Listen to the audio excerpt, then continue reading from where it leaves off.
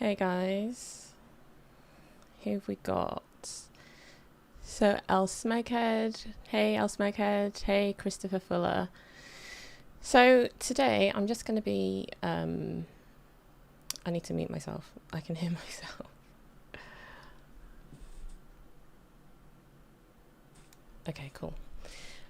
Yeah, today I'm just going to be editing one of my videos and then you guys can just see how I put everything together. So yeah, just feel free to ask questions. I'm just gonna work as normal and yeah, you can just see how I do everything. So first of all, let me just go into Premiere. So yeah, I've already feel free to ask questions. I'm just gonna what I tend to do is ingest my clips, which means that I can just create proxies. So in the assembly tab, I just hit ingest and then go to create proxies and then just choose a destination. I've got a video on proxies, so I'll put a link in the description so that you can check that video out if you want to see how to do that. But it just means that if my PC runs into a bit of trouble with the 4K footage, and I can just drop down to proxies and then just be able to watch the footage without it skipping and stuff like that. So yeah, that's pretty much what the proxies are. So I've done that already, and then the next thing I do, so what I did prior to this actually was just arrange all my clips.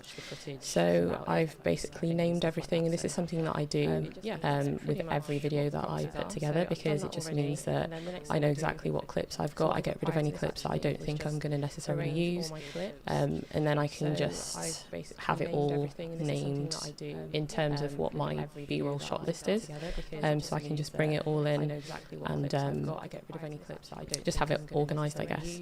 So I am going to drop my folder in terms of what my B-roll to my so I can just project in Premiere and just have it organised, I guess. So I am going to hey guys, hey everyone that's just joining. To my oh, you can hear my audio. Okay, let me see. Just have it organised, I guess. So I am going to hey guys, hey everyone that's just joining.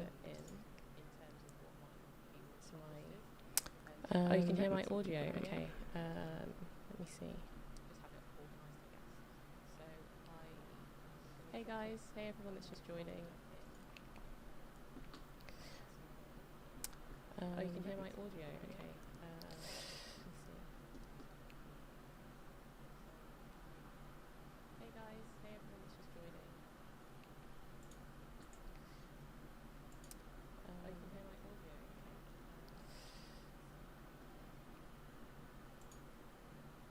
So I'm just working something out at the moment because something's not working properly.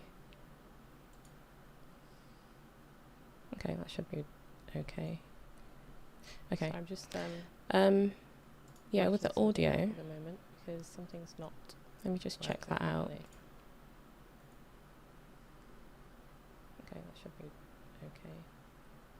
Okay. So I'm just yeah, with the audio at the moment because something's not. Okay, audio repeating 5 to 10 seconds over. Okay, I'm just going to mute myself.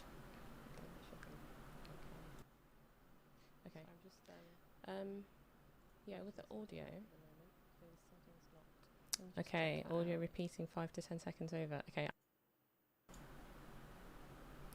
Okay, how about now? How is that now?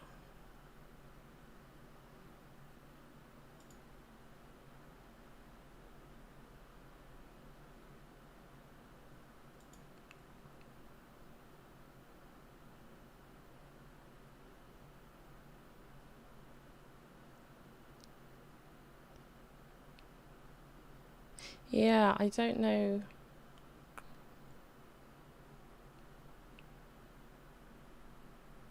I think it's because of my my output capture. So yeah, I've switched off my the audio output at the moment, but then it means that you won't be able to hear the audio in the video. So give me a second. Let me try and figure this out.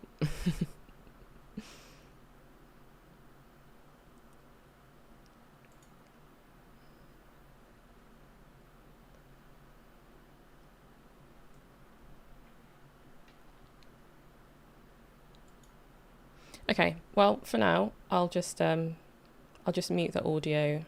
I'll mute myself when I'm scrubbing through my timeline, and then when I'm talking, then I'll unmute myself for now, and then I'll try and figure that out later.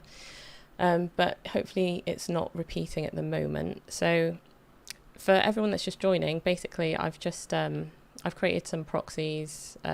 So if I show you now, let's move this over here. So all my proxies are just being created in the background. Probably help if I switch over. All my proxies are being created here in the background. And so basically that's just from hitting the ingest setting and then creating the proxies in here. I said earlier that I've got a video on proxies, so I'll drop that in the description after the stream if you want to check that out. But basically proxies just help to work with 4K footage, and your PC just doesn't slow down, so it stops the footage from skipping. So anyway, first thing I'm going to do is just grab my. So another thing that I do as well is I label all my clips so that I know what clip is what just at a glance. So I'm going to drag my narrative onto the timeline, and this is basically this is the A roll, I guess. So this is everything that I'm saying throughout the video, and then all my B-roll is going to be laid out on top of this. But one of the things that I do need to do with the audio, because I was recording with recording stereo, but one of the tracks was recording lower than the other track, just in case it clipped. So I'm just going to bring it into Audition first, and then just separate the tracks, because otherwise the left track will be quieter than the right track. So I'm just going to quickly do that.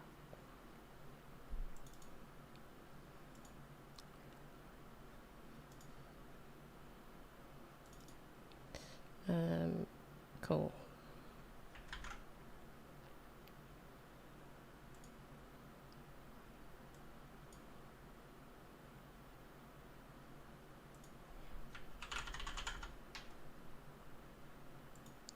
I'm going to try and keep my eye on the chat as well whilst I'm doing this, so that I can see your questions. But just if you have a question for me, just write @Tamara, and then I'll be able to pick it out amongst all the chat going on. Okay, so I'm going to head back over to Premiere, and I'm just going to bring that actually. Where did I just save that?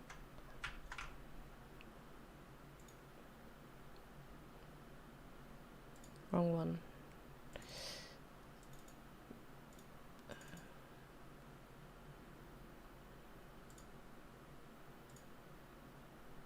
Okay. Right.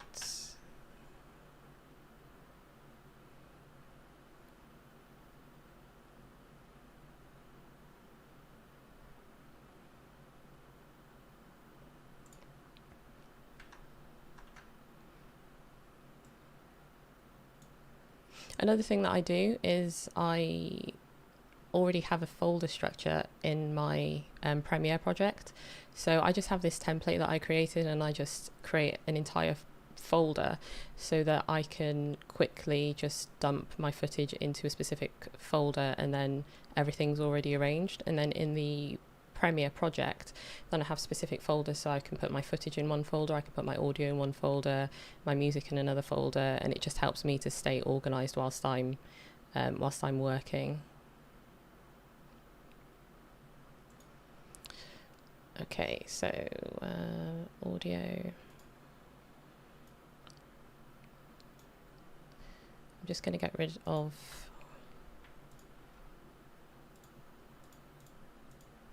this one. Link it back up again. Also, just change the label color. Okay, so I'm going to switch my audio off whilst I scrub through so that you can hear me scrubbing through the timeline. Label color. Okay, so I'm going to switch my audio off whilst I scrub through so that you can hear me scrubbing through the timeline. Label color. Okay, so I'm going to switch my. So recently someone asked me off whilst I scrub through so that you can hear me scrubbing through the timeline. Color. Okay. So I'm going to switch my. So recently someone asked me off whilst I scrub through so that you can hear me scrubbing through the timeline. I'm going to switch my. So recently someone asked me. It's still repeating, isn't it? I need to figure this out. I need to sort this out because it's still repeating. I can hear it. This is really annoying.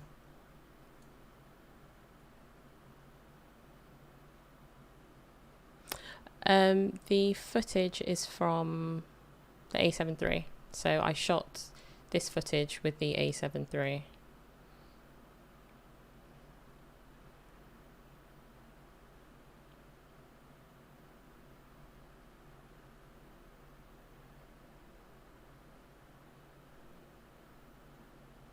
Yeah, it's really annoying. I'm trying. I don't know what's going on with it.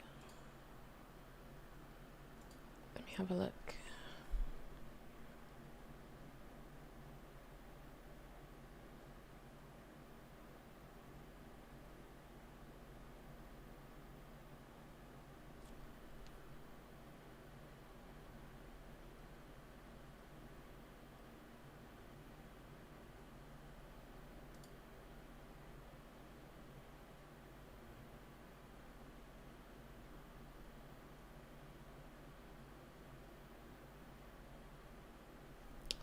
I wonder.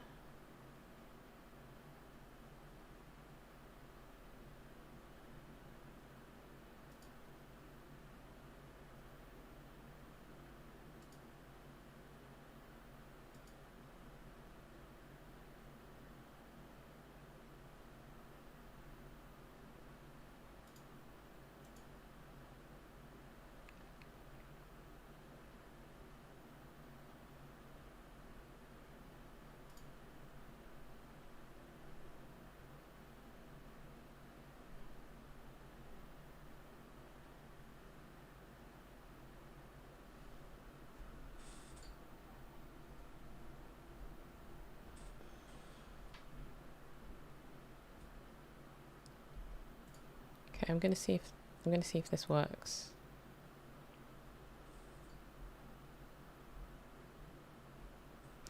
Have I ever used the Pocket on a professional set, or would I? I probably wouldn't, only because No, I wouldn't, only because I would just use my A7 IIIs because I've got two of them. Have I ever used the So, Pocket on a professional set, or would I? I probably wouldn't. Yeah, so I would only use the Pocket 2 for capturing BTS. So if I was filming myself, filming on the set, then I would use it. But I wouldn't actually use it for the actual production because it's not...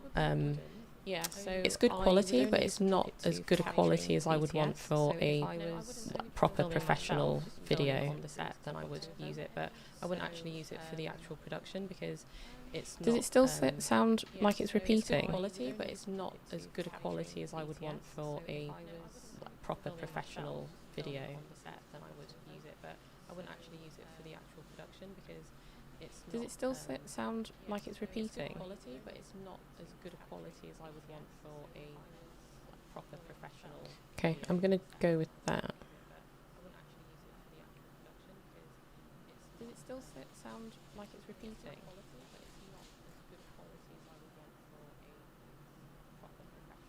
Okay, I'm going to go with that.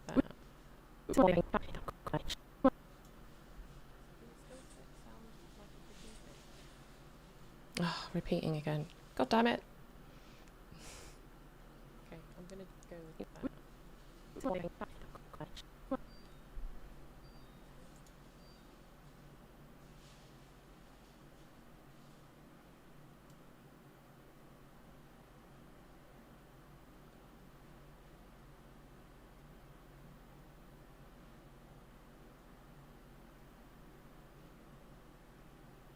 Okay, I'm going to switch off the audio from my my output audio and just keep my mic on.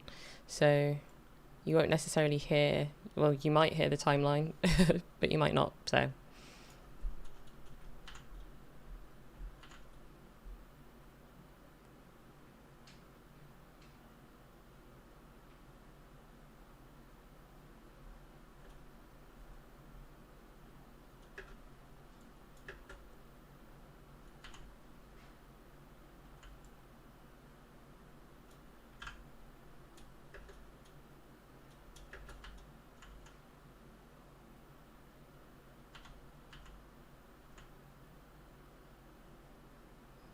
Yeah, definite nightmare. This is something that I just need to do, like, practice, and just record it and practice and record it and practice and just see what goes wrong where. But one day it'll run smoothly.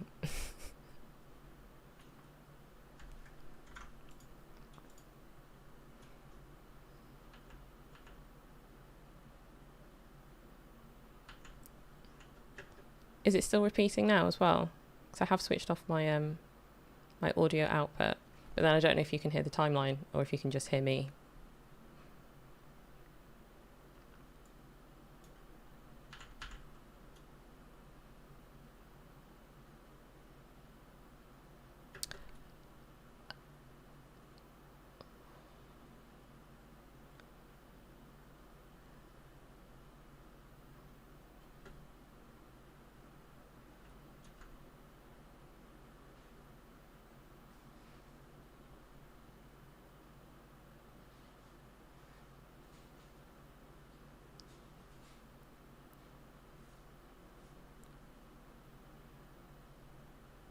Okay, cool. So can you hear the audio that's coming from Premiere and my mic, or just can you just hear me, or can you just hear that audio?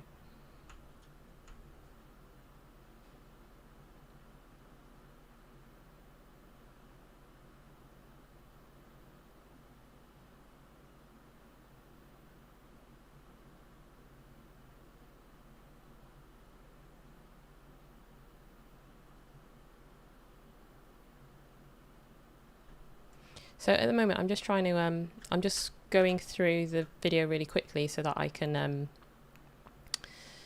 basically put markers for where I'm going to put my B-roll. And because with this video, I didn't necessarily, I had a script, but I didn't have a script in the sense that I was reading from a teleprompter because I was outside.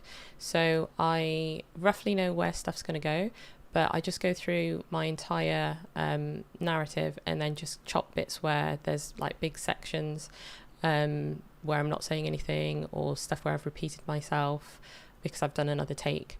And then I go through and I put markers so that I know where I'm going to put my B-roll. So I just scrub through really quickly, and then it just means that I don't have to watch the whole thing constantly.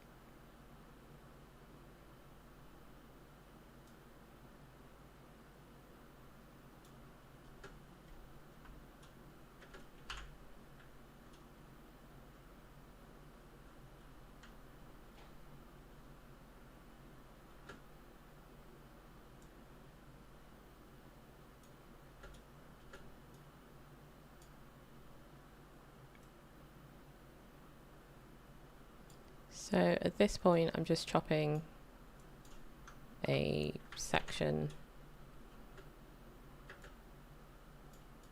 I think that was in the wrong place. Yeah, from there.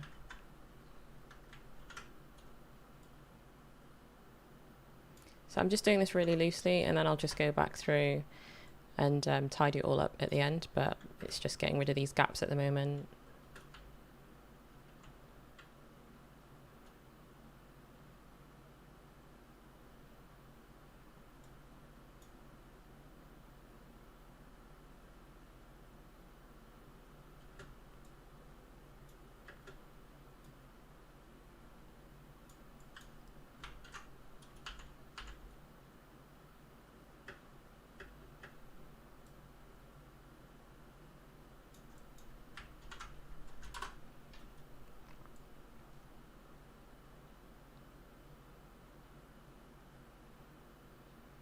Okay, so I think I've gotten rid of all the bits I needed to get rid of. So I'm just going to go through again and add more markers for where I'm going to put my B-roll.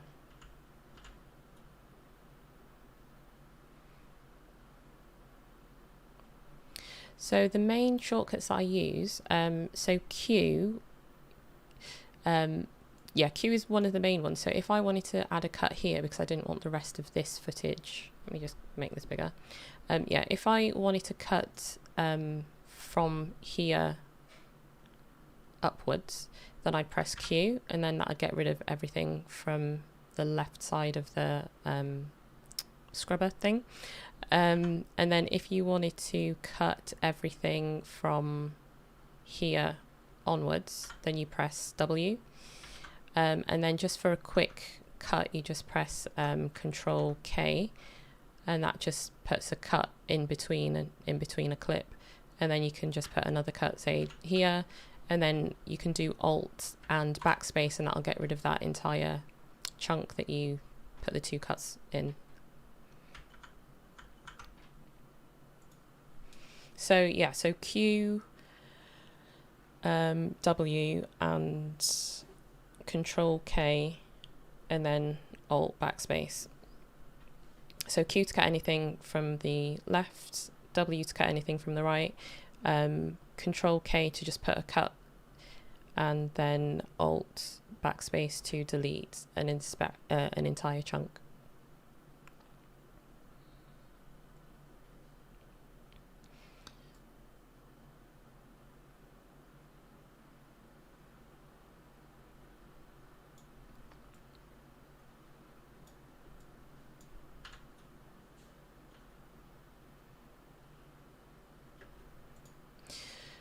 Okay, so what I'm actually also going to do, something that I do most of the time, is bring my music in, just so that I can have an idea of where I'm going to start placing other cuts.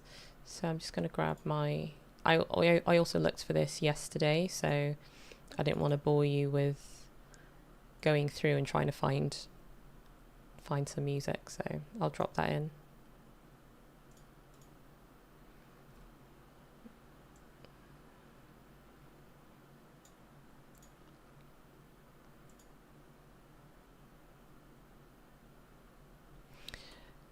And okay, I'm just going to switch my mic off so that you can hear what I'm doing. So if it starts repeating, just tell me, and then I'll go back to how my audio was.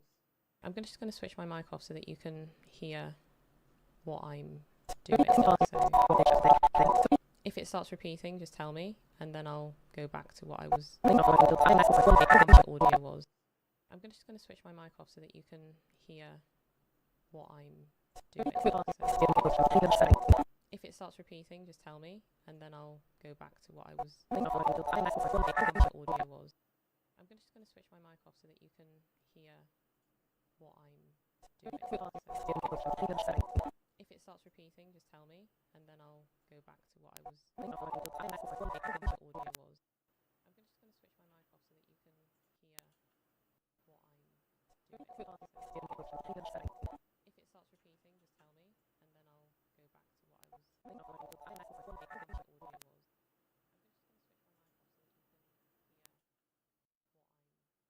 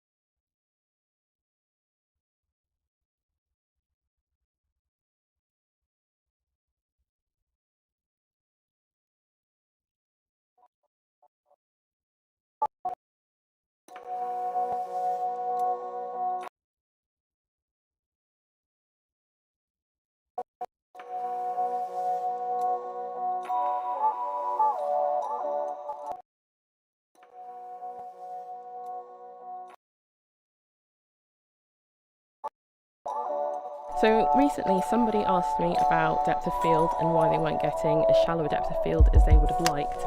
And even though they're using a lens which is... So recently somebody asked me about depth of field and why they weren't getting as shallow a depth of field as they would have liked. And even though they're using a lens which is... So recently somebody asked me about depth of field and why they weren't getting as shallow a depth of field as they would have liked. And even though they're using a lens which is... and why they weren't getting as shallow a depth of field as they would have liked. And even though they're using a lens which is f1.8, so that's actually quite wide, they just weren't achieving the depth of field that they had anticipated. But one of the reasons why they weren't getting as shallow a depth of field as they would have liked, and even though they're using a lens which is f1.8, so that's actually quite wide, they just weren't achieving the... So what I was just doing was I didn't want to just start the video off with just me talking, so I thought I'd just put in a little cutaway, a little establishing shot. And then what I like to do is just sometimes start the narrative off under B-roll, so put B-roll over the top. And these are called J-cuts. I mean, this is quite a long one, so normally what you do is you just have like the audio from the next clip starting whilst the current clip is playing.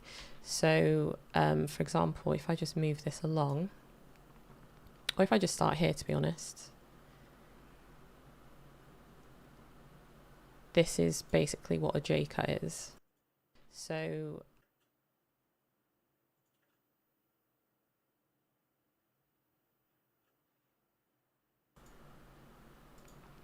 this is basically what a J-cut is.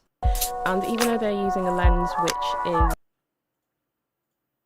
So you can just basically see that starts the audio playing whilst the current B-roll is playing, so it's not the same audio that the current clip that you're watching is, if that makes sense.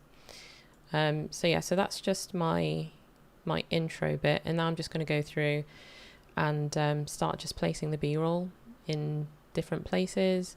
And then after I've done the B-roll, then I just go through and like start leveling out the audio.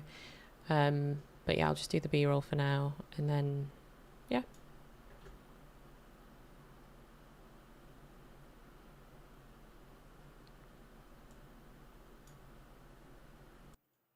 But yeah, I'll just do the B-roll for now, and then yeah.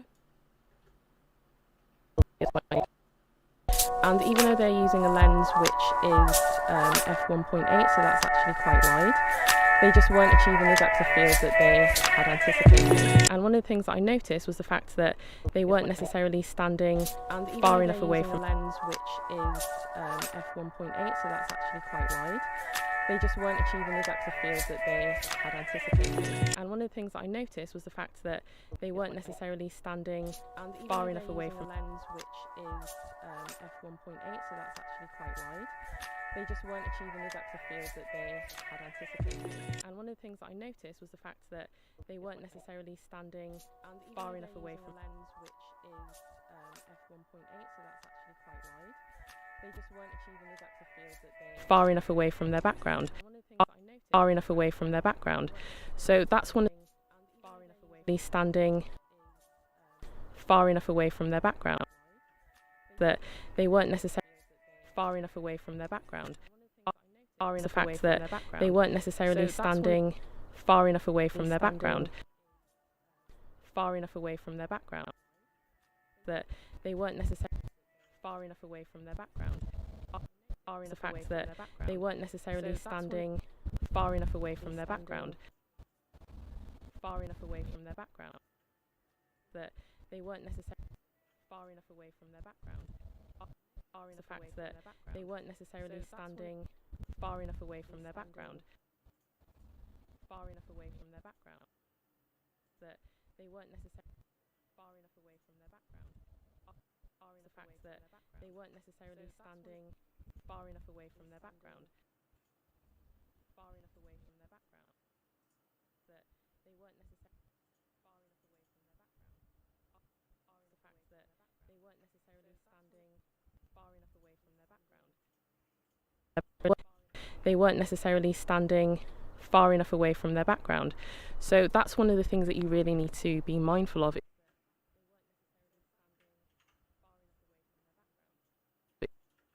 Far enough away from their background. So that's one of the things that you really need to be mindful of. That's one of the things that you really need to be mindful of. You want to have a shallow depth of field. It's not just about lens and aperture, it's also about how far away from the background you are. So at the moment I'm in the field and there's not much behind me, but if I turn around to face this way, and the sun's also going to face now, but behind me I've got some bushes, and if I walk backwards towards the bushes, my depth of field is going to reduce, if that makes sense. So Just make sure I'm not standing in any dog poo. Shallow depth of field. It's not just about lens and aperture. So I'm going closer towards the hedge behind me, and there's not much behind me. So you can see the depth of field is basically reduced a lot. And then if I walk away, behind me I've got some bushes. And if I walk backwards towards the bushes, my depth of field, you'll see that the depth of field has gone a lot shallower. So as well as the distance, separating yourself from the background, you also want to consider the focal length. Behind me, and there's not much behind me. So you can see the depth of field is basically reduced a lot. So at the moment I'm using a 24mm and my aperture is on f2, so it's not the widest that the lens can go. But if you use a wider lens, then it's not going to give you as shallow depth of field. Separating yourself from the background, you also want to consider the focal length. Behind me, and there's not much behind me. So you can see the depth of field is basically reduced a lot. So at the moment I'm using a 24mm and my aperture is on f2, so it's not the widest that the lens can go. But if you use a wider lens, then it's not going to give you as shallow depth of field. Separating yourself from the background, you also want to consider the focal length. Behind me, and there's not much behind me. So you can see the depth of field is basically reduced. So at the moment I'm using a 24mm and my aperture is on f2, so it's not the widest that the lens can go. But if you use a wider lens, then it's not going to give you as shallow depth. Hey Adam. So at the moment I'm using a 24mm and my aperture is on f2, so it's not the widest that the lens can go. But if you use a wider lens, then it's not going to give you as shallow depth. Hey Adam. f2, so it's not the widest that the lens can go. But if you use a wider lens, 24mm and my aperture is on f2, so it's not the widest that the lens can go. But if you use a wider lens, then it's not going to give you as Hey Adam. f2, so it's not the widest that the lens can go. But if you use a wider lens, 24mm and my aperture is on f2, so it's not the widest that the lens can go. But if you use a wider lens, then it's not going to give you as Hey Adam. f2, so it's not the widest that the lens can go. Widest that the lens can go. But if you use a wider lens, then it's not going to give you as shallow. Widest that the lens can go. But if you use a wider lens, then it's not going to give you as aperture is on f2, so it's not the widest that the lens can go. But if you use a wider lens, then it's not going to give you as shallow depth of field. Say if you use something like an 85. If you use a wider lens, then it's not going to give you as shallow. Widest that the lens can go. But if you use a wider lens, then it's not going to give you as aperture is on f2, so it's not the widest that the lens can go. But if you use a wider lens, then it's not going to give you as shallow depth of field. Say if you use something like an 85. If you use a wider lens, then it's not going to give you as not going to give you as shallow depth of field. Say if you use something like an 85mm. Is on f2, so that's also something to bear in mind. So you use something like an 85mm, so that's also something to bear in mind. So then it's not going to aperture is on f2, so it's not the widest that the lens can go. But if so that's also something to bear in mind. So you use something like an 85mm, so that's also something to bear in mind. So then it's not going to aperture is on f2, so it's not the widest that the lens can go. But if Hey, Travels with Rosie. Stream's playing in the background. Is the stream playing in the background? No. Oh. Yes. Yes, it is. Yes, it is. It's on my, That's why. Okay. So hopefully... I just figured out why. Because, thank you, Sunrise Water Media. It was playing in the background because I have my stream open in another window and I didn't realise that the audio was playing. So, yeah, thank you. Hopefully, that should have resolved the issue. So now you should be able to... Yeah, it was playing in the browser. So hopefully now, if I've got my mic on and my computer audio. So hopefully there's no repeating. Let me know if you can hear any repeating. So I'll have to keep switching my audio, hopefully. So is it all good? Just let me know.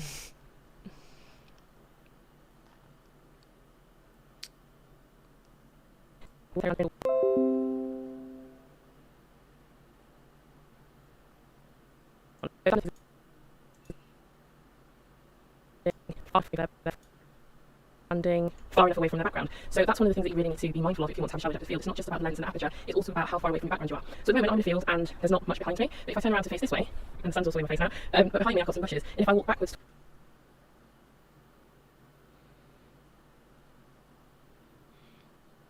Yeah, I didn't think I had it. I opened the page earlier and then I just completely forgot to close it again. So, yeah. Lesson learnt.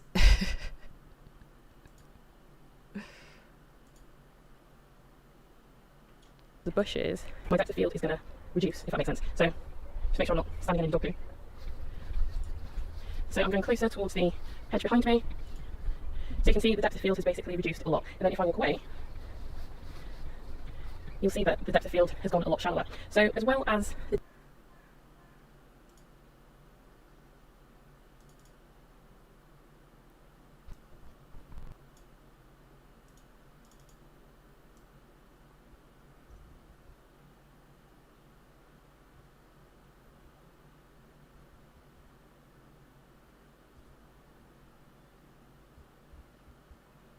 Yeah.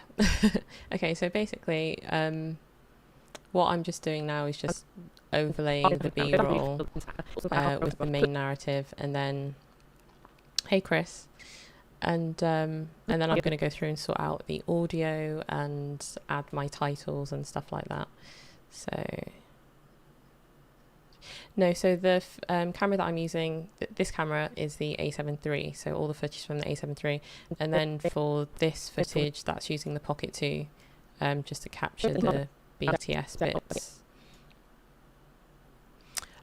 Premiere Pro is just one of the pieces of software that I learnt to use ages ago, so and then I just kind of stuck with it. I just didn't try and use anything else, so I just know it, so yeah, that's why I use Premiere. And I also have the Creative Cloud subscription, so that I can get all the other pieces of software as well. So yeah, that's the only reason really. Have a shallow depth of field. It's not just about the lens and aperture, it's also about how far away from the background you are. So at the moment I'm in the field and there's not much behind me, but if I turn around to face away, and sun's also behind me, if I walk backwards towards the bushes, the depth of field is going to reduce. So I'm going closer towards the edge behind me. So you can see the depth of field is basically reduced a lot. Then if I walk away,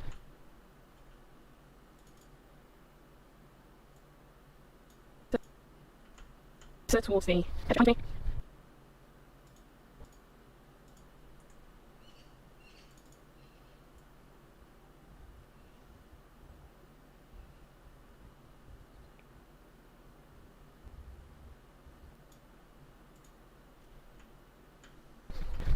So I'm closer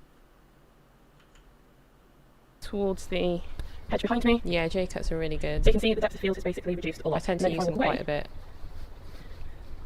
You'll see that the depth of field has gone a lot shallower. So as well as the distance, separating yourself from the background, you also want to consider the focal length. So at the moment I'm using a 24mm and my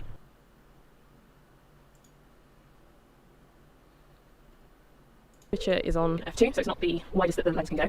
But if you use a wider lens, then it's not going to give you as shallow depth of field, say, if you use something like an 85mm. So that's also something to bear in mind. So yeah.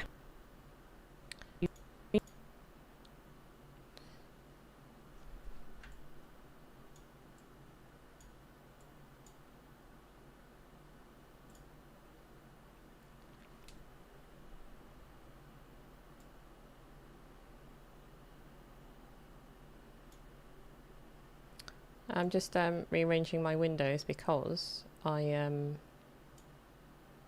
just realised I forgot to change one of the panels round for this live stream, because I normally have my source and my program monitor open on one window and then all my other stuff on the other window, so let me just rearrange that. So what was I doing? Okay, so for this at the moment I'm just going to do a side-by-side, and because I do side-by-sides quite a bit in comparison videos, I've just got some presets that I created for myself, so I don't have to go through and do everything again several times. So I'm just going to drop those on. So side-by-side full, side-by-side half, left and right. And actually no, I don't want full ones. Do half.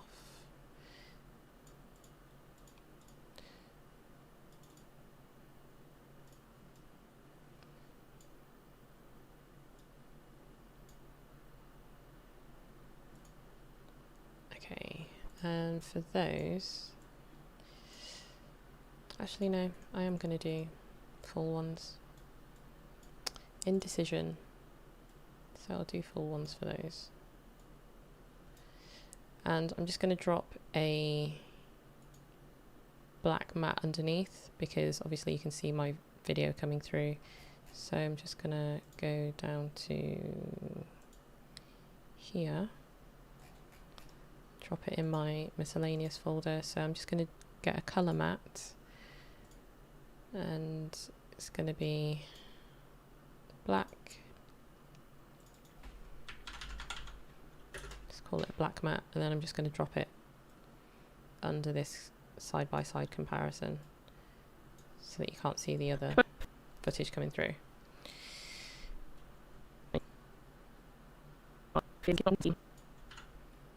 Is on f2, so it's not the widest that the lens can go. Picture is on f2, so it's not the widest that the lens can go. But if you use a wider lens, then it's not going to give you as shallow depth of field, say, if you use something like an 85mm. So that's also something to bear in mind. So yeah, focal length and maintaining quite a distance from the background is going to give you that creamy, soft, very shallow depth of field. So I hope that answers the... So this video is actually, as I said in the beginning, it's a really short one because I didn't want to do something that was really, really long. So, because I didn't want to be going for hours. So with this one, there's not a great deal to it because because I went out to do it whilst I was out, because I went to do it whilst I was outside, I didn't necessarily do it in a way where I was just going to get a load of B-roll to put over the top of me talking. So, for example, this section, this bit here, because I'm actually walking and talking about what I'm doing and showing you at the same time, there's not really any B-roll to put there. So there's not going to be a ton of B-roll over this video. And I remember that was something that someone asked me on one of my other videos, was how do you know if you're using enough B-roll, or how do you know if you're using too much B-roll? But I think, again, it's just going to depend on the kind of video that you're creating. And with this, because most of the show and tell is whilst I'm actually out there talking about it, there's not much for me to layer over the top. So do you sometimes find a new story idea that works out during the edit, but you didn't plan for it while filming? Yeah, definitely. That happens loads. I mean, I had an idea in mind for what I wanted to do for this, but as I'm going through it, I'm kind of thinking like, okay, maybe I'll try something else. Maybe I'll do something different. So with this one, even though I know roughly what I was going to do, I'm kind of going through and just thinking, I'm not sure that's going to actually work. So yeah, it's definitely, because it's not going to deviate too much from the initial idea, it's not going to be too much of a problem. But I'm kind of I feel like I'm procrastinating a little bit whilst I'm pontificating whilst I think about what I'm actually trying to do now. So whilst I do that, I'm going to actually level my audio, and I'm also going to put my text titles in as well. So that's something that I tend to do towards the end, but I'm just going to put that in now because it doesn't really matter for this, because there's not much that's going to be chopped up. So in order to level out my audio, I basically just select what type of audio track each one is. So for example, this again, sorry. Let me just move this here. Okay, so the audio track of me talking, the narration part, is dialogue, and then the music is music. And then what I can essentially do is say, okay, I want to duck the audio from the music every time I start talking. So on the music track, I select ducking and then generate keyframes, and then Premiere will just automatically generate those keyframes and dip the music. So you can see here it's added those keyframes. So I'm not talking in this part, and then I start talking here and it dips it, and then I'm not talking past this part, so it's brought the music back up again. So you can kind of hear. So recently No, you can't, because it's muted. Okay. So recently somebody asked... So it's just really cool that I don't have to necessarily do that myself. But sometimes so for example, during this bit it's quite loud, I will come and just add a couple of keyframes and just drop it down a little bit, or pull this up and make this bit a bit louder, and then just bring the overall clip volume level down. So that's just something that I play around with. Yeah, I mean, I haven't used Vegas in a long time, but that was one of the things when I did use it ages ago. It was just such a pain in the ass, especially if you've got loads of gaps in between where you're talking and you just have to keep going in and putting keyframes and doing it all yourself. But this is just such a really cool feature that Premiere has, and it just saves so much time. So yeah, it's really awesome.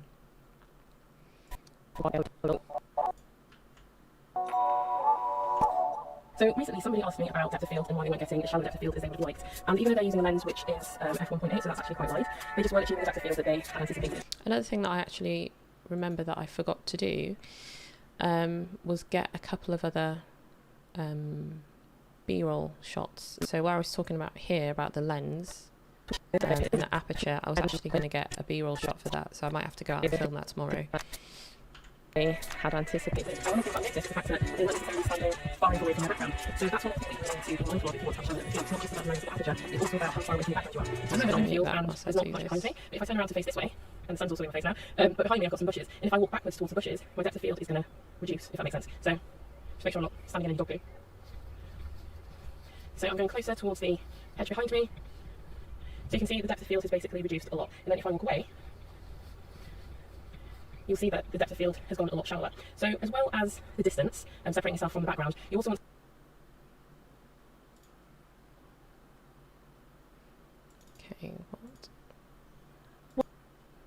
as well as the distance and separating yourself from the background, you also want to consider the focal length. So at the moment I'm using a 24mm and my aperture is on f2, so it's not the widest that the lens can go. But if you use a wide lens, then it's not going to give you as shallow depth of field, say, if you use something like an 85mm. So that's also something to bear in mind. So yeah, focal length and maintaining quite a distance from the background is going to give you that creamy, soft, very shallow depth of field. So I hope that answers the question to the person that asked me the question. But if you found this video useful, give it a thumbs up and let me know in the comments below if you have any video. Okay.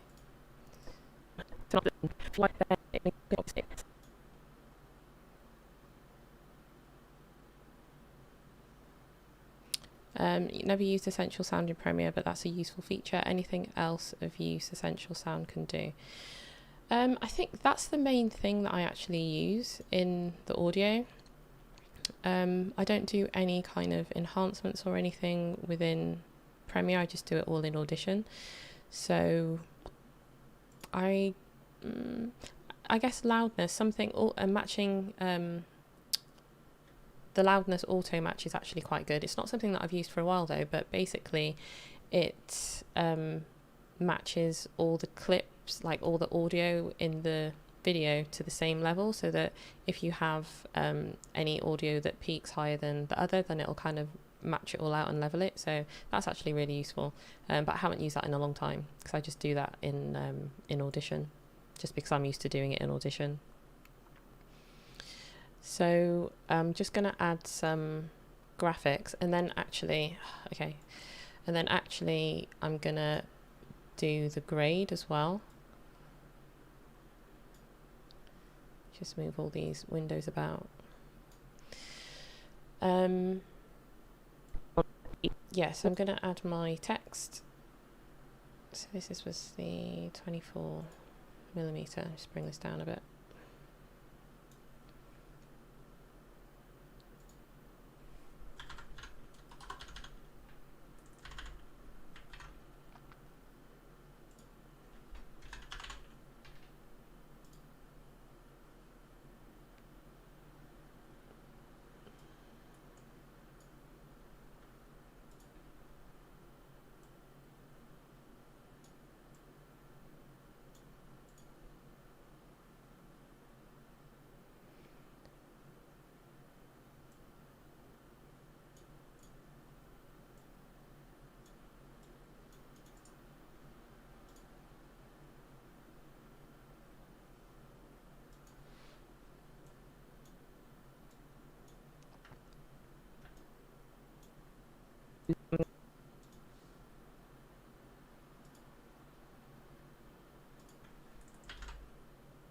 It's not an 80, it's an 85.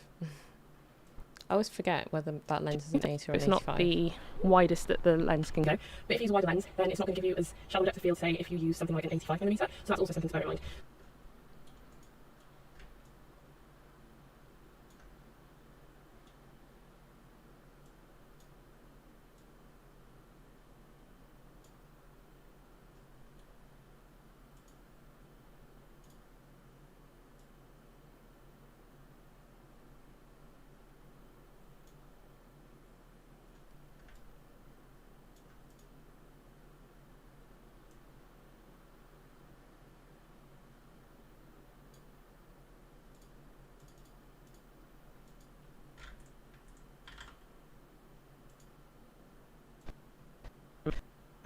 yeah, focal length and if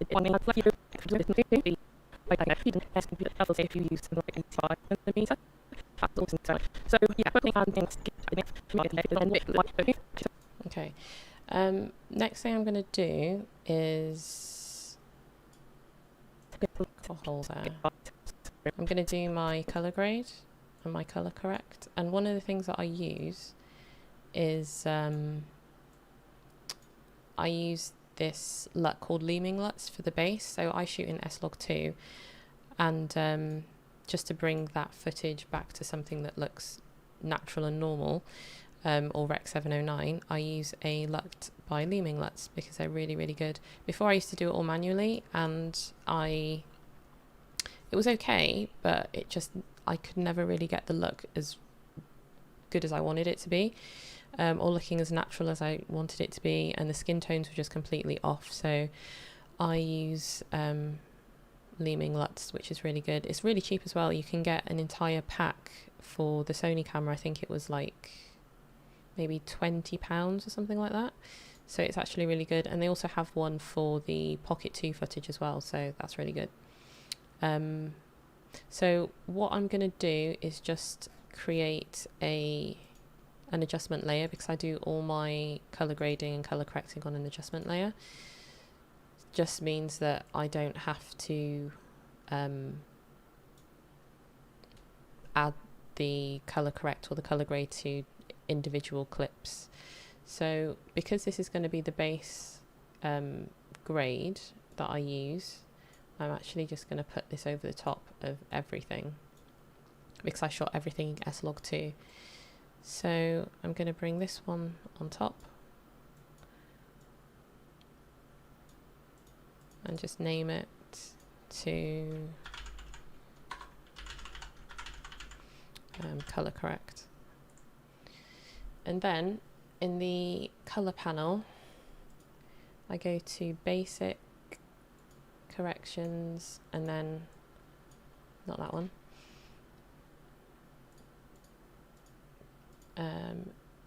S-Log2. So there's different ones. There's a Looming LUT Athena, which basically brings the footage out to be a little bit, just take this off so you can see, so that it brings the footage out a little bit lighter, or then just standard Looming LUT Pro 2, which just brings the colors up and whatnot. So if you shot your S-Log2 footage and it was a little bit darker, then you can use the Athena LUT, so it just makes it a little bit brighter, but not necessarily too bright. So if it was still too dark, you could just bring the exposure up as well. So I'm going to drop that one on there, and then I'm just going to bring my exposure up a little bit and change my frame because my face looks really funny. And so just bring the exposure up a little bit. And because it was around sunset when I shot this, it's a little bit yellow, which is fine, but I'm just going to put a little bit of blue back into it. And then the other thing that I do is just add a bit more to the shadows, just for a little bit more contrast, and then a little bit in the highlights as well. Just brings the contrast back up.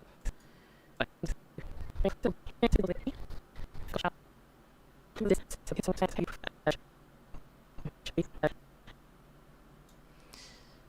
just a little bit more.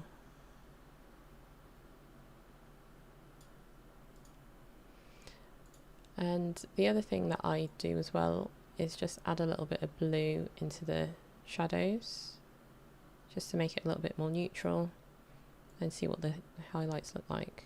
Maybe I'll leave the highlights, put a little bit more yellow into the highlights.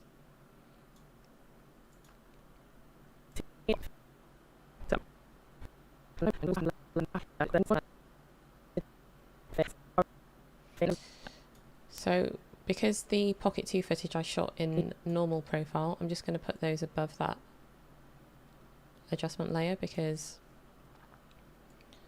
they don't need to have that color correct on there. So, and then the last bit that I do, so I'll go through each of these, and also the drone shot doesn't need it either. So I'll go through each of these other clips and just check these as well, because this one's a little bit on the dark side.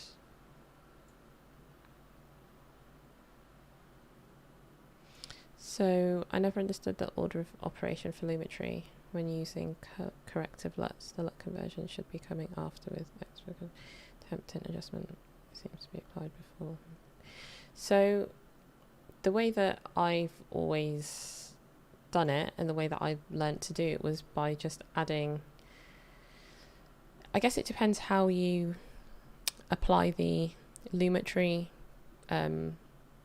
effect to the clip, but I do it all via adjustment layers. So I just stack my adjustment layers, and so because this is my color corrector layer, when I do my color grade, I put that on top of the color corrector layer, otherwise it messes it up.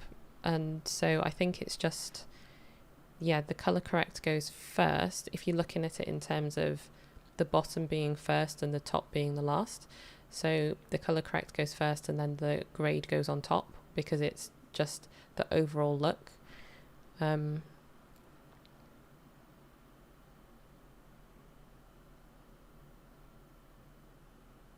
Yeah, it's definitely color. Yeah, color is definitely a subjective topic, because some people will see it differently and some people might not like something that someone else does. So it is definitely a subjective topic. But I think with a lot of what I do as well, it's just I try and keep the colors as close to it looking as natural as possible. So unless I was doing a really artistic an artistic piece, like a short film, which I wanted it to have a specific look, but for anything like this, I just try and keep the colours as natural as they were when I was actually out there shooting. And the grade that I put on top is just for a bit of a softer feel, like a filmic look, rather than adding extra colours and that kind of thing. So what I use, Film Convert, gives footage to me. It makes it, I think it looks a little bit more natural adding Film Convert on top, and it also just neutralizes the colors a little bit. So I'll put it on in a second and you can see, but it does have different effects within Film Convert. So you can have something which looks more natural, or you can have something that looks more like a sunset kind of look. But I'll go through and I'll show you, and then you can see what it looks like.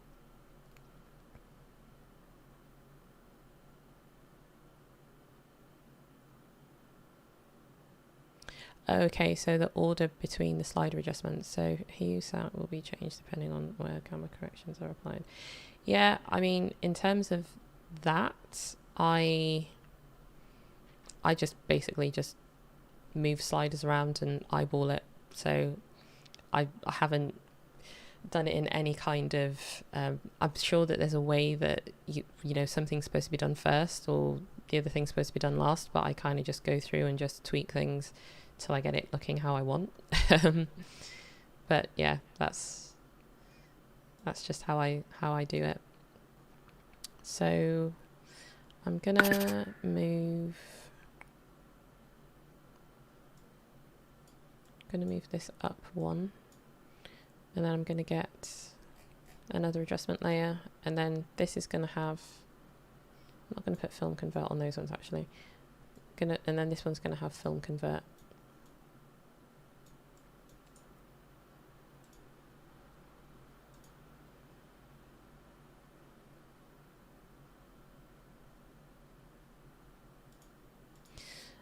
Should it just be yeah, exactly, yeah, just exactly that.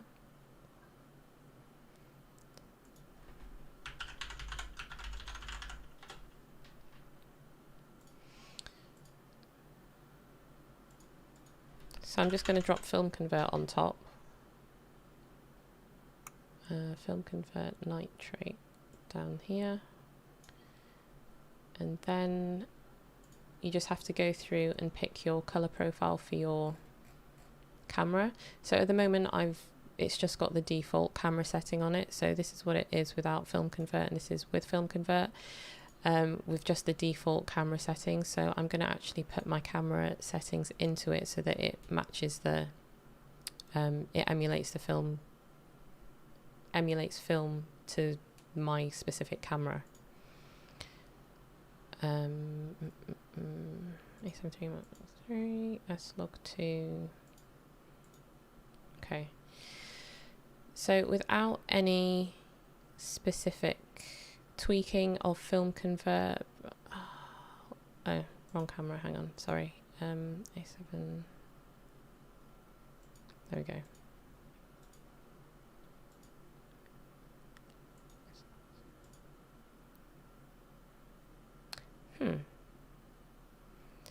Okay, so I'm just going to bring the film color down to 20 and then bring this down also to 20. So this is without film convert and this is with film convert. It's so minor, like you're not necessarily going to see a massive difference unless you start tweaking these the film stock and whatnot. But I tend to take the noise off, and because I don't want to have noise on it, just make this a bit bigger.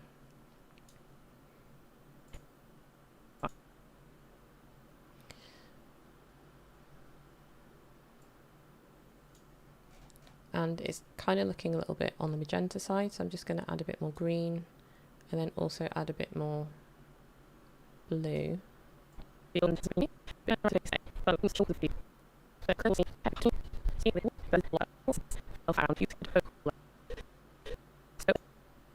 can't say I'm a massive fan of shooting at this time of day. I don't necessarily like the really warm look. I actually prefer shooting earlier in the day, depending on what you're shooting.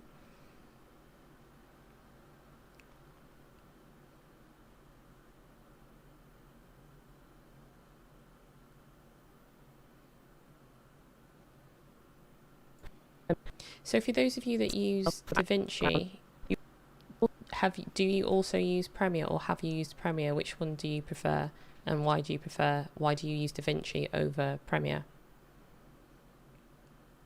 Just out of curiosity. So this is without film convert on, and this is with film convert. So the greens just look a bit more punchier and a little bit more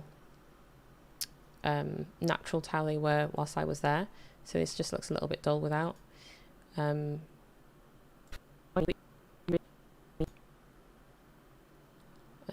with these clips, I'm just going to go through, just take film convert off for a sec so I can grade it without.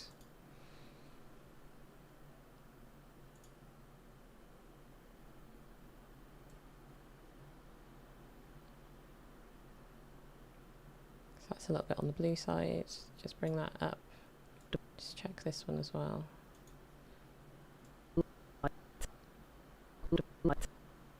So that one's okay.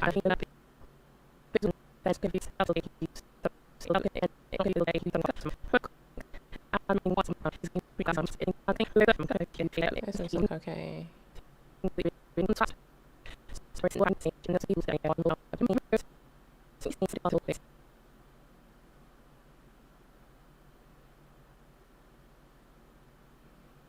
I have heard a lot of people say that with going over from Premiere to DaVinci. I really like Premiere. I feel like I should give DaVinci a try at least, just to see if I prefer it, but I think I just need to set aside a few days to try it out and see how I feel about it, and see if I prefer using it to Premiere.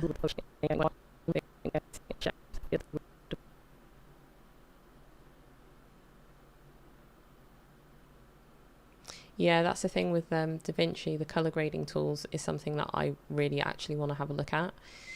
So yeah, it might be something that I give a go and see what happens, even if I just used it for color grading and not necessarily for editing. But then if it's good for editing, then might as well just use it for that as well. But I will definitely try it out though at some point.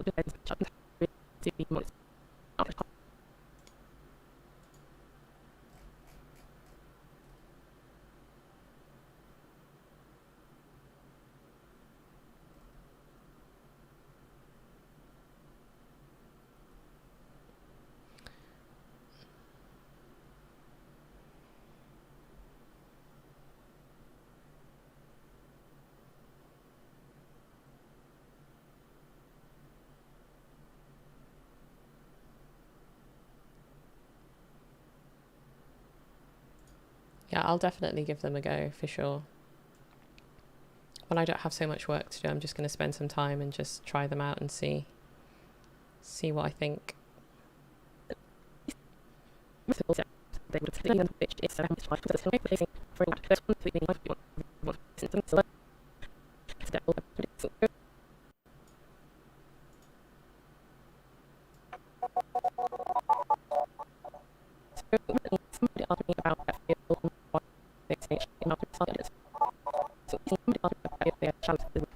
Have liked, and even though they're using a lens which is f1.8, so that's actually quite wide, they're just switching that to the base as it is. So that's one of the things that you need to be mindful of if you want to channel it. It's not just about the lens and aperture, it's also about how far away from the background you are. So at the moment I'm in the field and there's not much behind me, but if I turn around to face this way, the sun's also in my face now, but behind me I've got some bushes. If I walk back next to these bushes, my depth of field is going to reduce, if that makes sense. So make sure I'm not standing in dog food. So I'm going closer towards the hedge behind me, so you can see the depth of field has basically reduced a lot, and then if I walk away, you'll see that the depth of field has gone a lot shallower. So as well as the distance and separating yourself from the background, you also want to consider the focal length.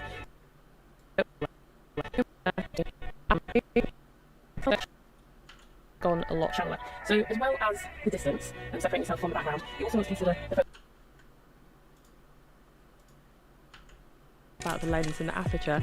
It's also about how far away from the background you are. So I'm in the field and there's not much behind me, but if I turn around to face this way, and the sun. Darren Moston. Okay, I'll have a look. Yeah, I'll definitely check it out. Thank you. In my face now. So behind me I've got some bushes. If I look backwards towards the bushes, my depth of field is going to reduce, if that makes sense. So make sure I'm not standing in dog food. So I'm going to closer towards the edge behind me. So you can see the depth of field is basically reduced a lot. And then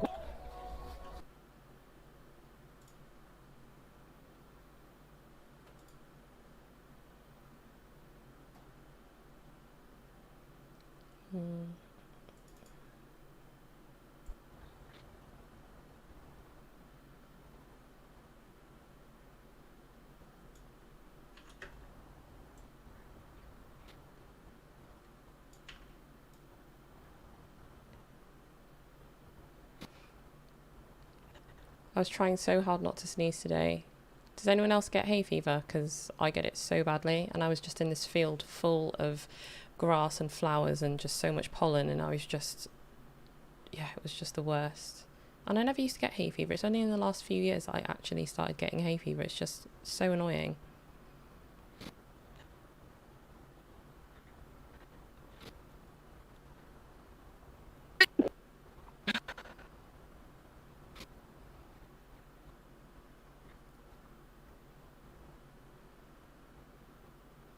Hey Andy.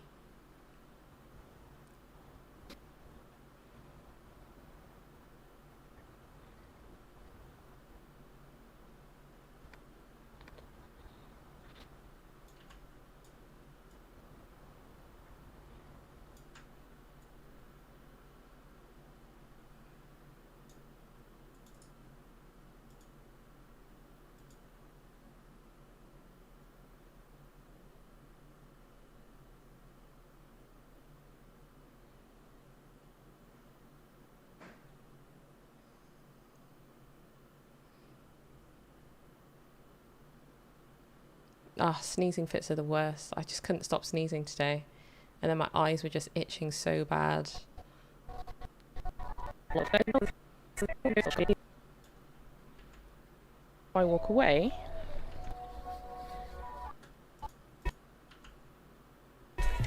so I'm going closer towards the hedge behind me, so you can see the depth of field has basically reduced. Field has basically reduced a lot, and then if I walk away, the depth of field has gone a lot shallower. So as well as the distance, as yourself on background, you'll start to see the gone a lot shallower. So as well, you'll see that the depth of field has gone.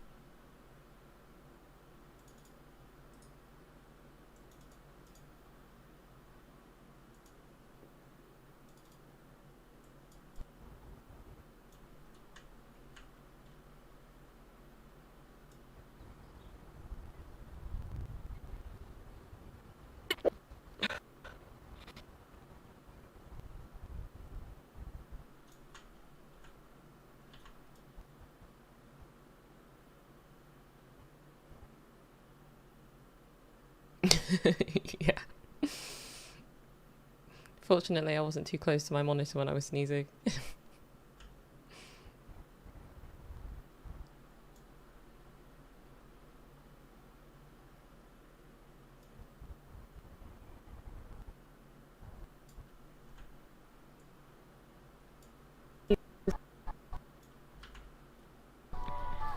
You'll see that the depth of field has gone a lot shallower. So as well as the distance, separating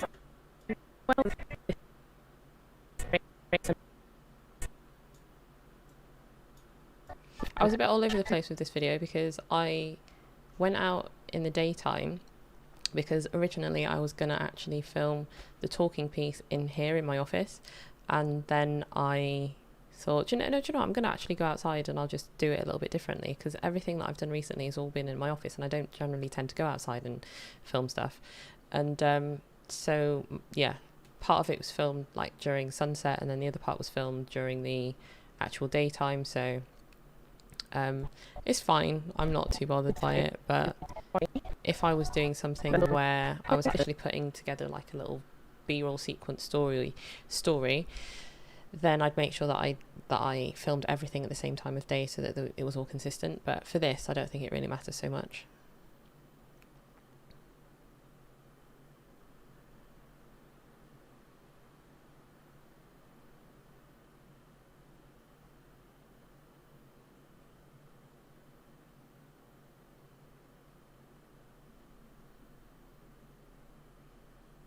Oh, cool. I'll check out Mr. Alex Tech as well then. In fact, let me put these up. Let me get these so that I don't forget. Mr. Alex Tech.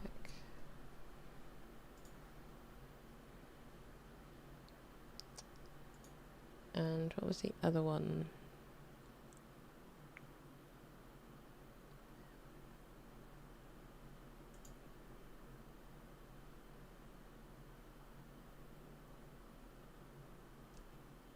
What was the other channel someone mentioned?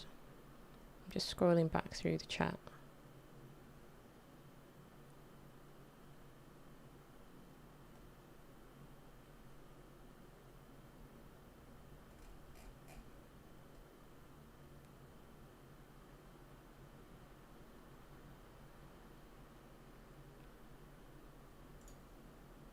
Ah, thanks, Chris. Darren Mostyn.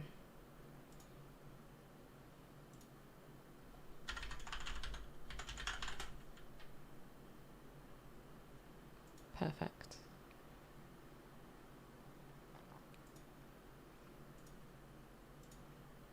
Cool, thanks guys, I'll check those out.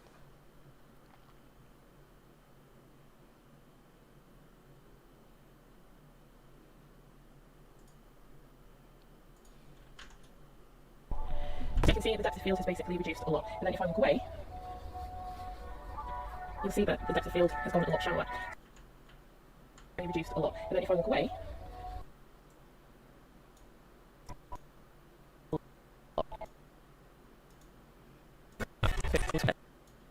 but they weren't necessarily standing far enough away from the background. So that's one of the things that you really need to be mindful of if you want to have channels. It's not just about the aperture, it's also about how far away from the background you are. So at the moment I'm in the field and there's not much behind it. But if I turn around to face this way, and the sun's also in my face now, but behind me I've got some bushes. If I look backwards towards the bushes, my depth of field is going to reduce. Does that make sense?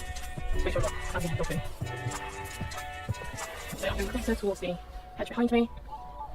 So you can see the depth of field has basically reduced a lot. And then if I look away, basically reduce.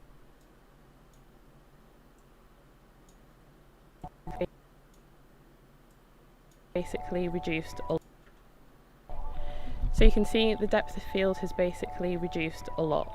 And then if I walk away, you see that the depth of field has gone a lot shallower. So as well as the distance, I'm separating myself from Okay, I'm not too far off basically finishing this, so I'll do all my other little mini tweaks and also get the footage that I was going to get for this bit. Not that I need it, I don't need it, but I'm just such a one for having the whole show and tell, so not just talking but also showing. So I might get a couple of B-roll shots tomorrow for the bits where I talk about the lenses and put that in. But otherwise, aside from just tweaking my audio levels, there's not really a great deal else to do.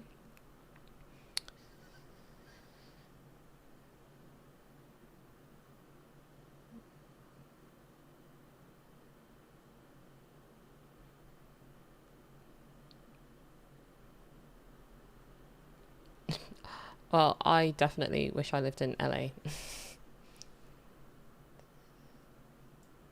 But England is nice though. Especially in summertime. There's so many nice places in England to go to.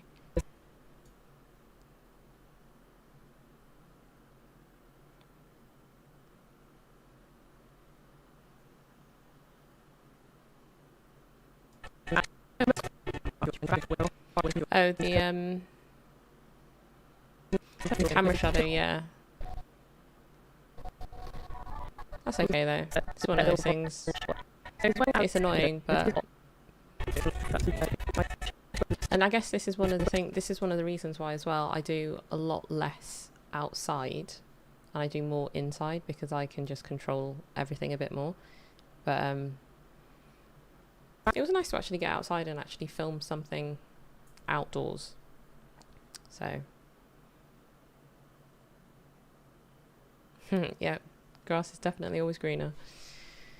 But no, I do like England though, especially like Devon and Cornwall, going down there. I had a trip a couple of years ago, and there was a place, I can't remember the name of it, but it was near Land's End, and it was just so incredibly beautiful.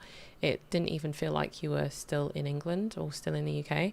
It was amazing. Also, Travels with Rosie, I saw the video about, I can never say the name properly, is it Grinfall Reservoir? Because I went there a few years ago as well, and I took my drone and shot some footage, but it was more towards winter that I went there, so I haven't been there during this time of year. So it was really nice to see it in your video around this time of year, because it's really pretty. The Black Mountains are just awesome. I love Wales. The Brecon Beacons is one of my favourite places to go to, so if anyone is ever going over to the Brecon Beacons, then I'm definitely up for a collab and going to shoot some stuff together, because I just love it.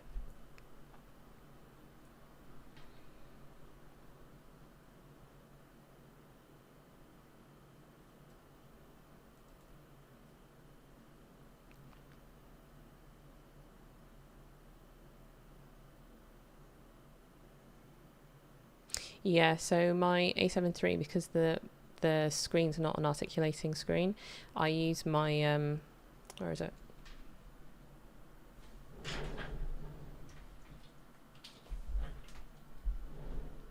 I use this, my little small rig monitor. So if I'm out and about, then I just because this is so small, I use this one, and it's just really handy. And then when I'm actually doing stuff in here or on a production, then I use my Atomos Ninja Assassin, which is currently on the camera at the moment.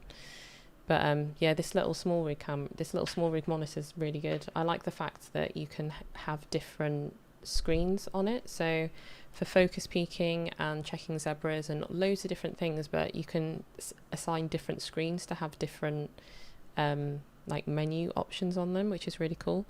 So it would be really useful to have one of the other cameras that I'm looking at actually is getting either the FX3 or the A7S III, so that's going to be great. But I think I'd still end up using my small rig monitor anyway, even if I was outside, because it's just really useful, really useful.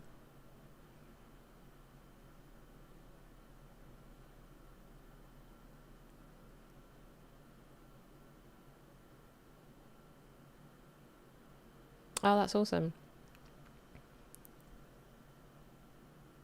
Yeah, because I saw that you camped there with Andy. I had a look at his video as well, which was really good. So no, that's awesome.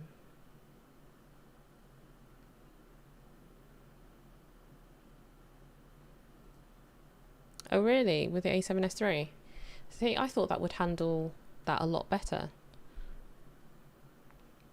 But what colour profile do you shoot with when you're shooting with the A7S III? What do you use now as well? If you got rid of the A7S III, what are you using now?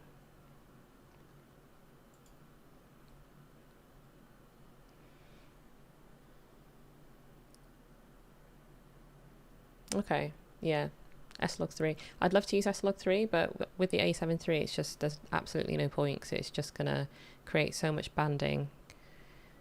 So the red Komodo, awesome.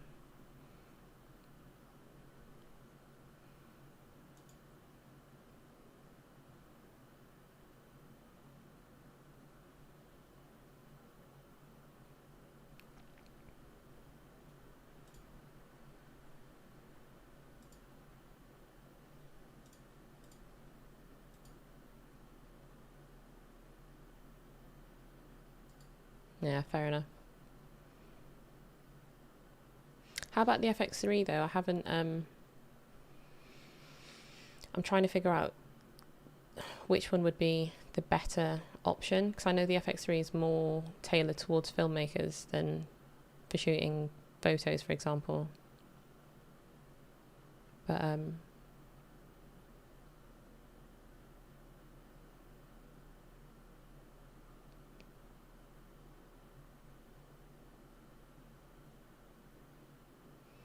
oh, I couldn't do a winter camp. I love camping, absolutely love camping, but when it gets to around September time, end of September, it's just, that's it, too cold for me.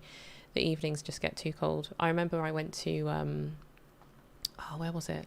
I think we were in the Peak District or the Lake District, and we went towards like mid-September, end of September, and as soon as it dropped, the night fell, it was just so cold, and I can't deal with the cold. So I'm definitely, it's like with my bike as well, because I ride a motorbike, even though I haven't ridden it for a couple of years, but I've ridden through all kinds of weather: sleet, snow, hail, torrential rain, everything, and I've come to the conclusion that I'm quite happy being a fair weather rider. So yeah, camping in winter is definitely not for me, but fair play to anyone who can actually stand to do that.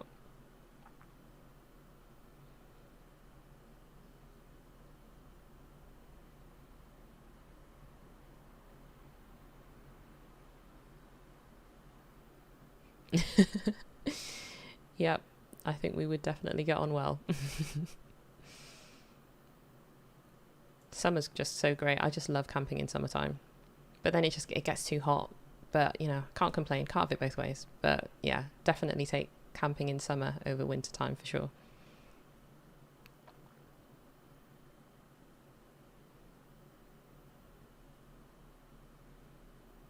Yep, so many people have said that to me. One of my friends was like, "Oh, do you want to come out for a walk?" And I was like, "Nah, not really. It's pissing it down." And she was like, "There's no such thing as bad weather, just bad clothing." It's like, yeah, cool, but I'm still not going for a walk.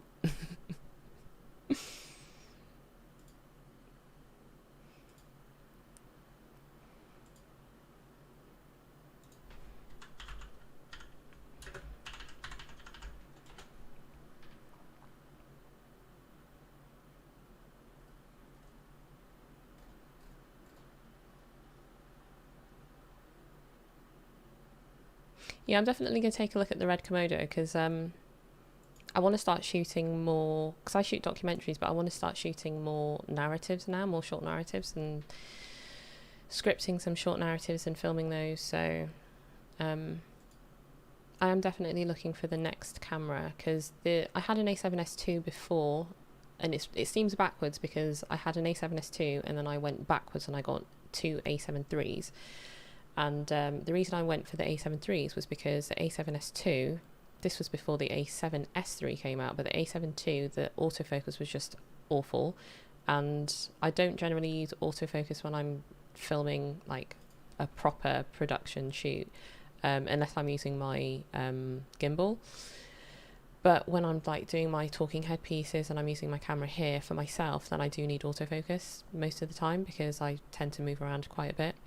But definitely for the RS2, for the Ronin, having the autofocus is really useful, and the A7S II was just really awful for it. So I got the A7 IIIs, but I'm definitely looking to get the next camera now. So, and then I'll just use the A7 IIIs in here when I'm like live streaming or just doing any like talking head piece for my YouTube videos, and then use the other camera for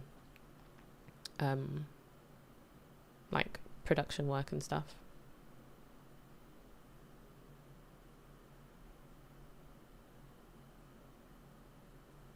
Okay, cool. So does it have any, because how heavy is it? I'm just looking at it at the moment. Does it balance quite well with the RS2? It doesn't put too much strain on the gimbal, on the motors?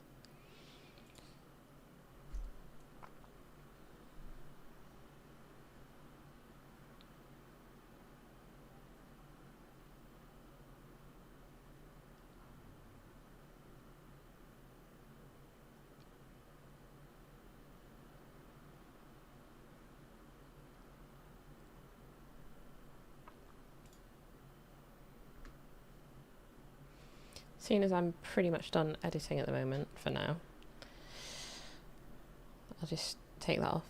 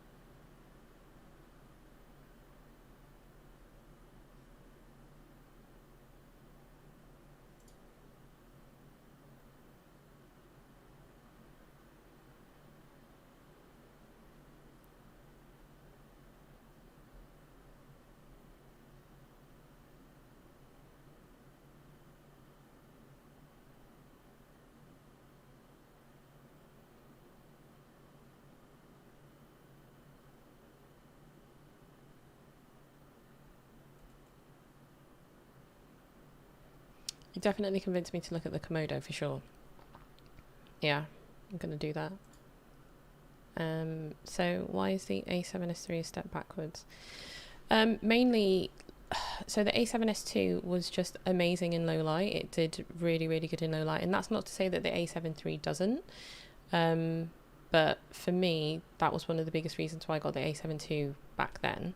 And yeah, that's in terms of, there's not a whole lot of difference between them, but for me that was one of the biggest ones. But then the A7 III just has much better autofocus than the A7S II. So,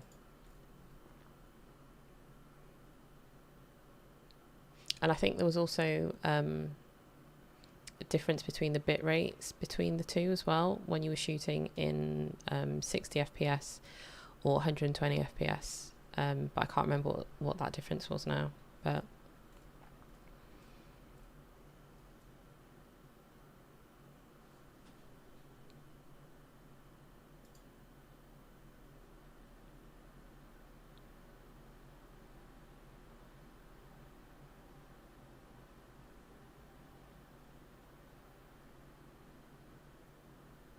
yeah, exactly. So the A7S2 was definitely much better for low light, and then the A7 III was more for stills. And I think, again, it's because of the autofocus. The autofocus is just so good on the A7 III. But, you know, it does really well as a film camera as well. So I am happy with it, but I do miss my A7S2 sometimes, just when I'm shooting in low light.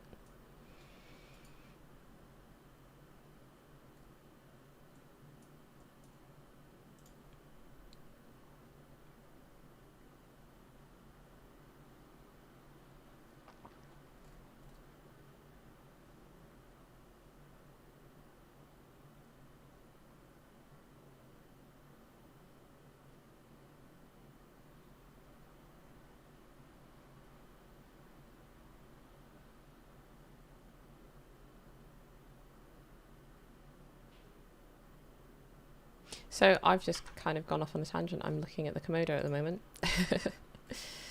So yeah, in terms of my edit, this is the simplest edit that I've done for a long time. So it's kind of a boring one because there's not really much happening. But yeah, this is basically all I need to do with it, really. I'm just gonna tidy up the audio and tweak the like the color grade and stuff, and then add those few other bits of B-roll that I missed, and then that's pretty much going to be it. So I'll probably put this out. I mean, you've basically seen it, but I'll probably put it out tomorrow or Friday. And so I'm also currently working on 6 other videos. So one of the things that I've started doing is batching my videos. So and this is the other thing, because they're all kind of part of one video, not one video, but one playlist, I'm in 2 minds whether to put them all out at the same time, or put one out each day, or put one out each week. Because I don't want to just like spam a load of videos in one go, but they all kind of relate to each other. So that's something that I need to figure out. Hey, Sean.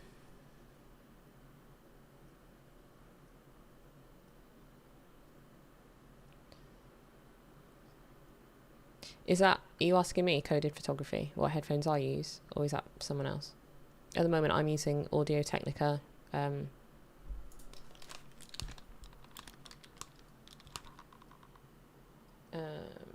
ATH M50X.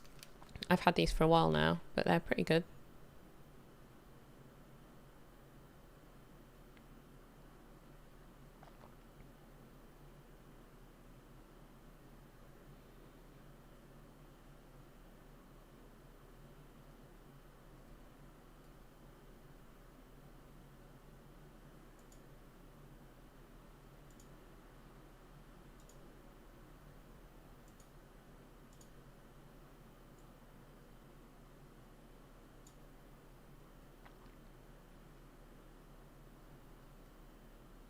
I am actually looking for some more headphones though, because I feel like these ones don't necessarily, they're good, but I feel like I could get better ones, because the noise cancelling isn't very good with these. So when I'm monitoring my audio, I can still hear a lot of outside audio that's not coming from the mic, if that makes sense. So I'm looking for some better headphones.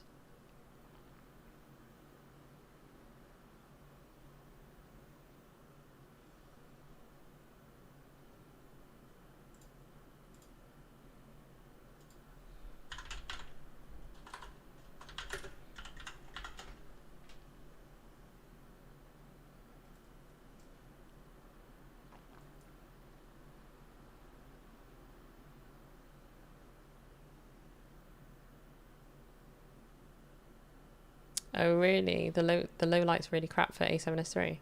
What's it like for the Komodo? I'm gonna go and binge some videos on the Komodo now and just see.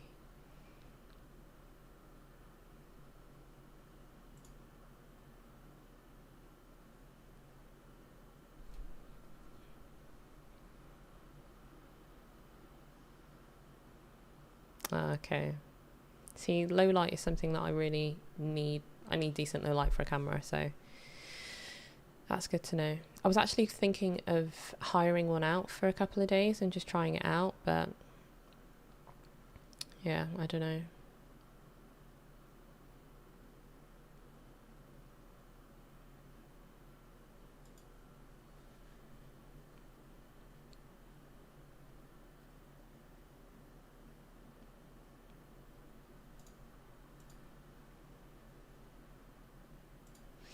Okay, so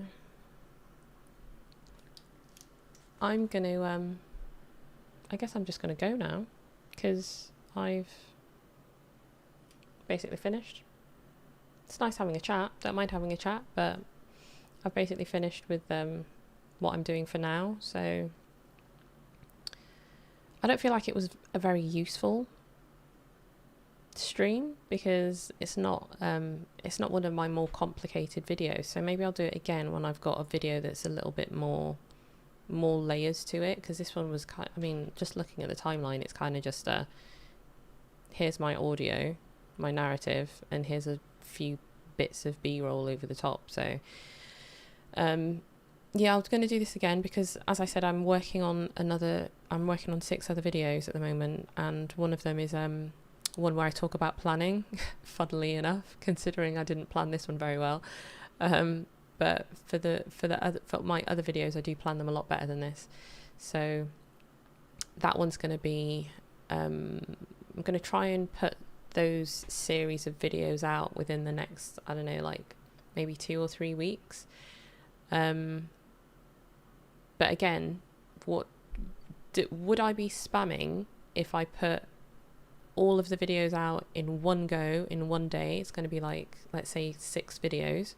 Or would it be better, would it be preferable to have the videos like one video one day, another video the next day, or one video and then leave one day and then the next video, so like every other day basically.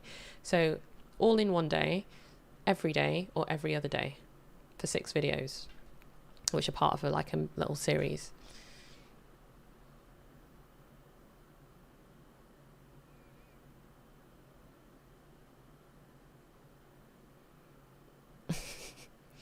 Yeah, I think my audio issues in the beginning didn't really help because I couldn't really explain what I was doing. So next time, I mean, I don't mind just jumping on a live stream when I'm editing anything, so quite happy to just chuck it on and just work and you can see what I'm doing. Happy to do that because, yeah. What's my PC spec? Oh God, it's a custom build, so what did I...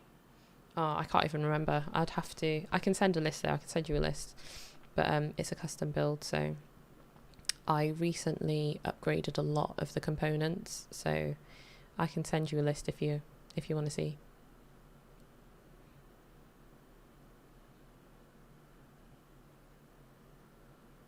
Every day. Okay, so 1 video every day. I can do that.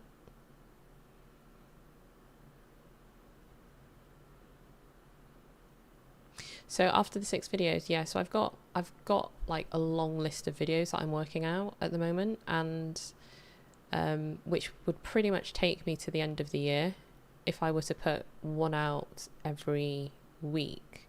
So after these 6 videos, there's like another little mini batch which would go into a mini playlist. So I could do one every week, or even if I did like the first 3 videos every day, so 3 videos in a week, for example, and maybe just do it every other day. Every day. Okay. Maybe I just do it every day. Maybe I just put the 6 videos out every day. So in 1 week, 6 videos will go out every day.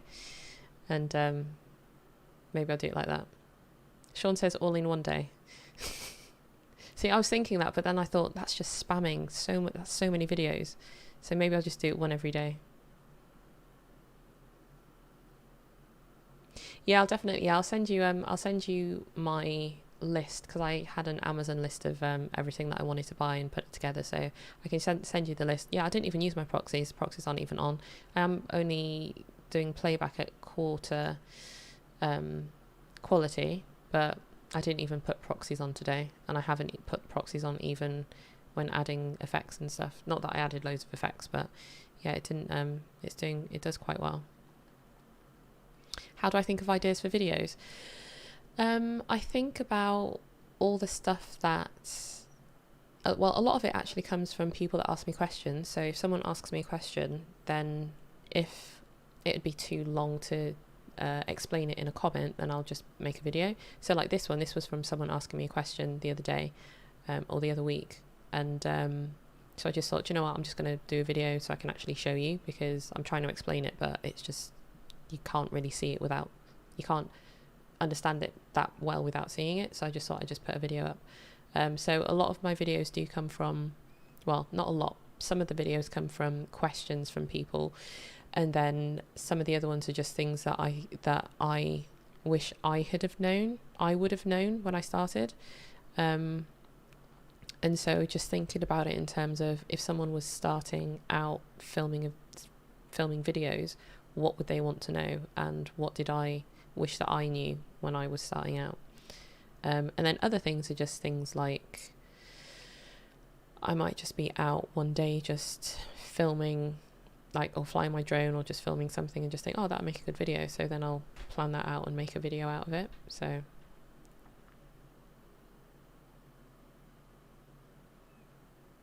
yeah, thanks, Chris. It was really helpful with the Komodo. I'm definitely going to look into it. So I will, you might see a Komodo on my channel at some point.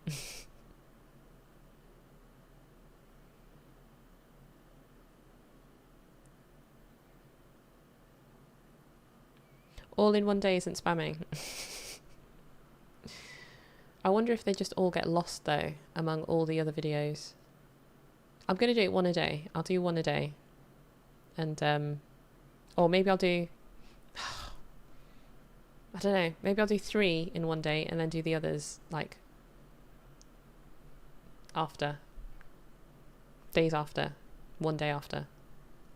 I don't know. I don't know.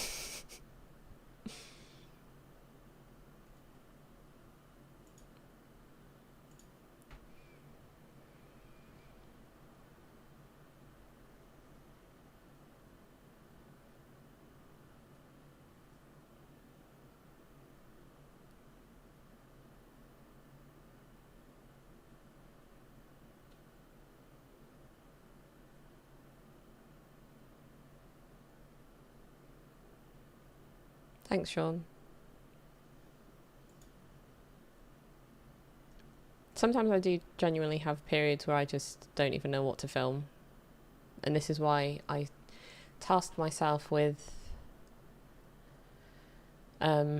just sitting down and thinking about different videos that I could put together in playlists, so videos relate to each other, so it's not just random videos here and there.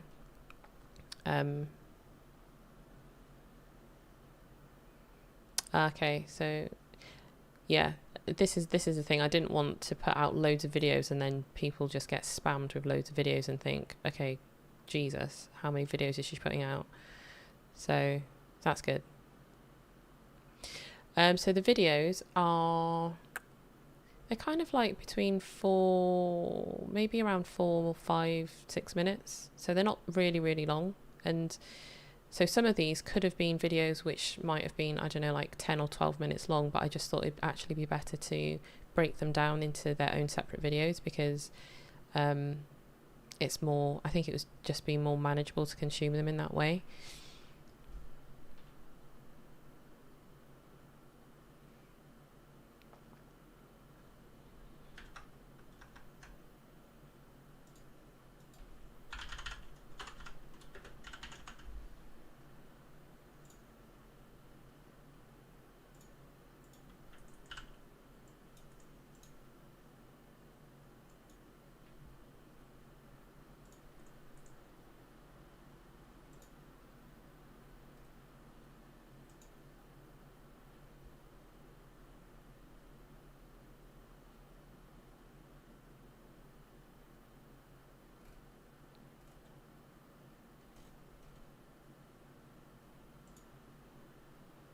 Right, I'm going to go and get some food because I've basically finished. So it was really great chatting to you guys, and just working and talking to people has been really fun. So, and I'm so chuffed that my camera didn't overheat today. I think it was really hot. The last time I did my stream, it was really, really hot. So I'm not surprised that the camera just switched off.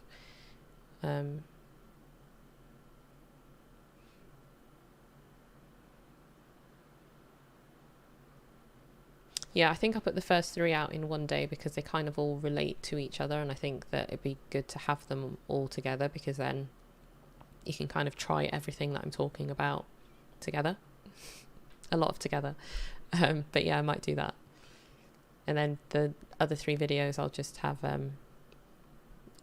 like one a day after that. But yeah, thanks guys for joining and just being here. And I'll do this again when I have a more detailed video to put together, because I feel like this one was just really basic and there wasn't really much going on. So yes, video and audio sorted out. I have my door open today as well, and the kitchen door to the garden's open, so there's a lot of breeze coming in. So yeah, I just the other day it was just so hot in here. I had my door closed, I had the windows closed because I didn't want any noise, but hopefully there hasn't been too much background noise today. So yeah, it's all working. I'm really chuffed. But yeah, I'll definitely just put the live stream up next time I'm editing something as well, so that you can just see. I also want to go out and just film, like, oh actually I can't talk about that.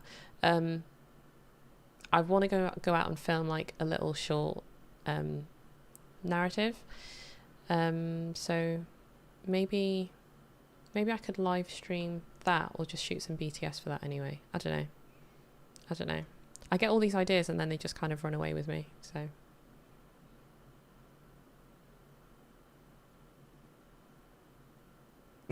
yeah, Premiere Pro is really good. You can just get it on its own as well. I think it's like I think it's about £30 on its own, or £20 on its own. So you don't necessarily have to get it. You don't necessarily have to get it as part of the whole suite.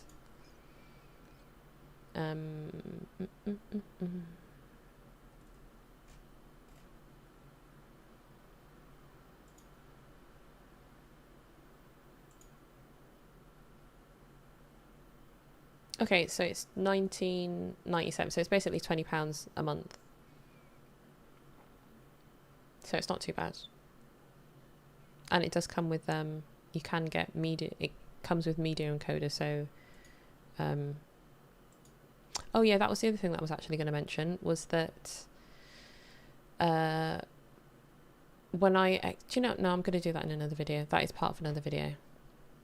See, I get these ideas and then I jump around. So, but I was going to talk about my export settings, but that's something that I'll do in another video. I'll actually make a video for that because I think that'd be quite useful, because a few people have asked me what settings I use to export my videos. So I'll just do that as an actual video so it doesn't get lost in here.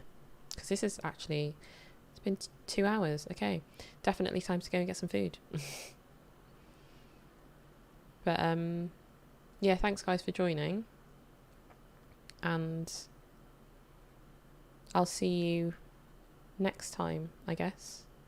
So yeah, also join the Discord group if you want to chat further, because there is a little community that I'm trying to grow in there, just of other creators just having a chat and stuff. So yeah, join the Discord community if you want to. The link's in the description of the video. But yeah, cheers guys. Yeah, thank you. I'll see you next time.